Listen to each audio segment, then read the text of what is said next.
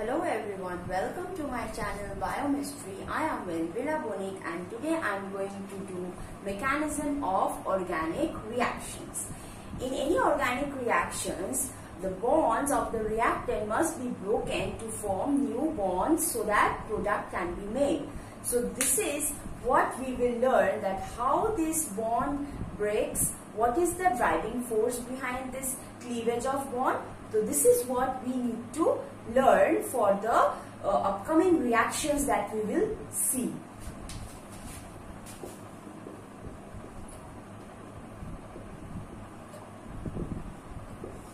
Now, suppose an organic compound AB will react with C and form AC and B.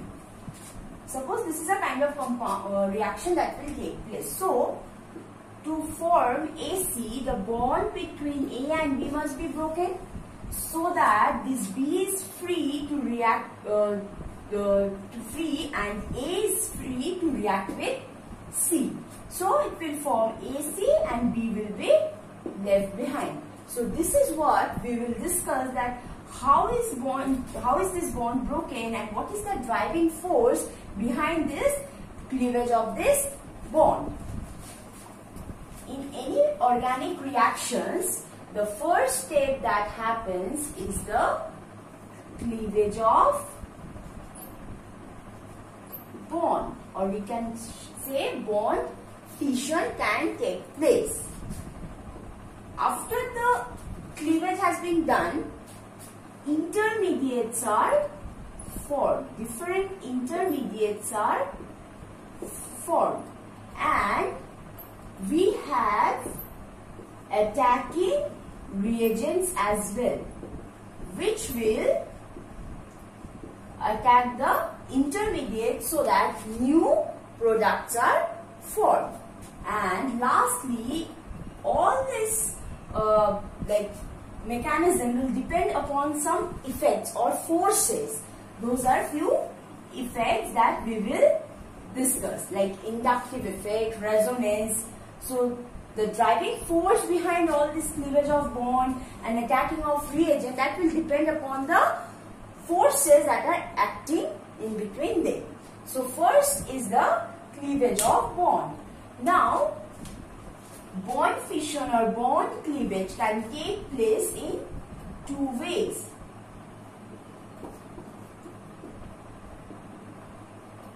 It can be homolytic cleavage, fission or cleavage, or heterolytic fission.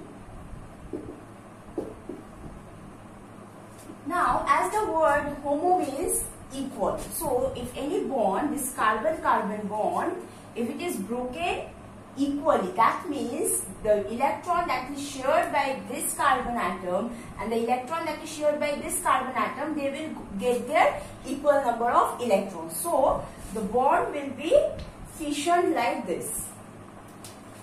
So, this, like this. So, this is how this fission will take place, leading to the formation of the next thing, that is intermediates. So, this bond has been cleaved in an equal proportion. So, that's why the name homolytic cleavage. Mainly sunlight or any photochemical reaction that results in this homolytic fission. And in this kind of heterolytic fission, unequal distribution electrons results in heterolytic fission. For example, suppose this is some R dash, or suppose this is any group which is Z, any unknown group.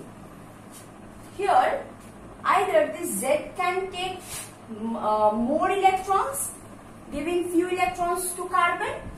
So, this will lead to a positive charge on the head of carbon, and Z will gain some negative charge because it is gaining more electrons from this shared pair of electrons. Or the reverse thing can take place, like if Z is getting electron and carbon is getting more amount of electrons, then it will lead to C minus, a negative charge on carbon and a positive charge on Z. So you can see different intermediates have formed due to the fission of these bonds. So what are the different intermediates that are formed? These kind of intermediates are known as radicals. So when equal distribution or when the bond is broken like homolytically, it leads to the formation of radical. When the carbon is getting a positive charge on its head, the intermediate that is formed is called carbocation. And the negative charge is called carboanion. Apart from these, there is carbene as well. But right now, I will limit my explanation till carboanion. Okay. So, cleavage of bond takes place in two ways, either homolytically or heterolytically. Homolytical fission will result in the formation of radical where the bond will be cleaved in an equal proportion. And in case of heterolytic fission, the bond will be cleaved unequally. One atom will get more amount of charge leading to a formation of a negatively charged species and another one positive. So, leading to the formation of a carbocation and carboanion depending on the type of the case. So, intermediates, we have three kinds of intermediate right now, and that is carbocation or radical, which is carrying odd number of electron like C, one electron, one odd electron. It can lead to the formation of carbocation, that means a cation, a positive charge on carbon, and here carboanion. 5 electrons are present. So this is your intermediates. Now, these intermediates can't stay like this. They will now form a new bond. So, suppose Ca was the bond and something was added. Suppose B was added. Okay. So, C will react with B now, but it needs to break this bond. So, either homolytical or heterolytical fission will take place between C and A. So, this carbon can form either radical, carbocation or carboanion. So, suppose this is forming plus. Now, B will come and attack this plus. So, Cb, new product is formed. So, this is how this whole mechanism takes place. So, bond is cleaved, initial place. Some carbocation is formed, and the other thing that you are adding in the medium, that is acting as the attacking reagent. So this is what is known as attacking reagent. So this reagent will attack the intermediate so that it can form a new product like this. So we have 3 types of attacking reagent. That is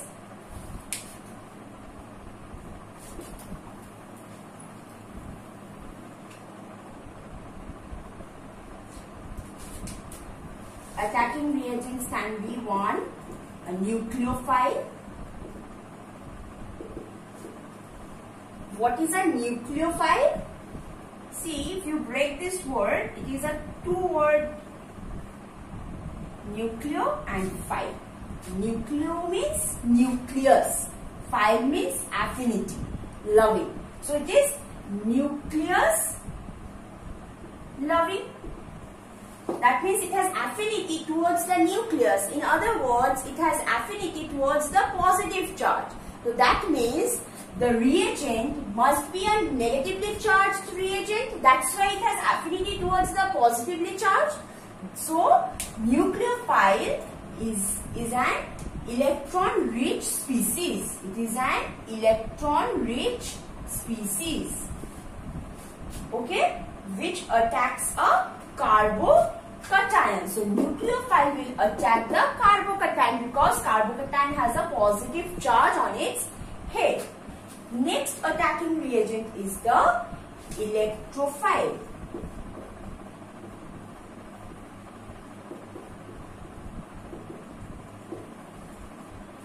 Electrophile, electron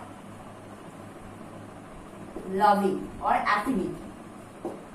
That means that reagent is itself a positively charged reagent which has affinity towards the negative. So electrophile is an electron deficient species. So it is E plus, which will attack the carbocation and form the product. Next attacking reagent is radical. So a radical can attack another radical only because you see this radical contains one electron. It needs one electron. This lacks electron. This has excess electron. So it cannot bond with these two. Okay, so it needs only one electron. So it can only react or attack another radical. So radical will attack another radical. So again these two will join and form the bond like this. So for a radical, the attacking reagent will be a radical. So we have seen till now that during an organic reaction, the first step is the cleavage of bond. That cleavage of bond takes place in two ways, homolytically and heterolytically. In homolytic fission, the bond is broken equally, that means equal distribution of electrons take place, leading to the formation of the intermediate, that is radical. In case of heterolytic fission, the bond is broken unequally, so unsymmetrical distribution of electrons take place, and in that case it leads to the formation of carbocation and carboanion. These two are the intermediates. So after the fission of the bond, it leads to the formation of intermediate. Now intermediates need someone to form a new bond, and that is the attacking reagent, and that is of three types. One is nucleophile, that is the electron excess species. That means it has affinity towards the positively charged any nucleus. Like nucleophile can attack the carbocation. On the other hand, electrophile is the electron deficient species which will attack an electron rich center, and radical can attack a radical only.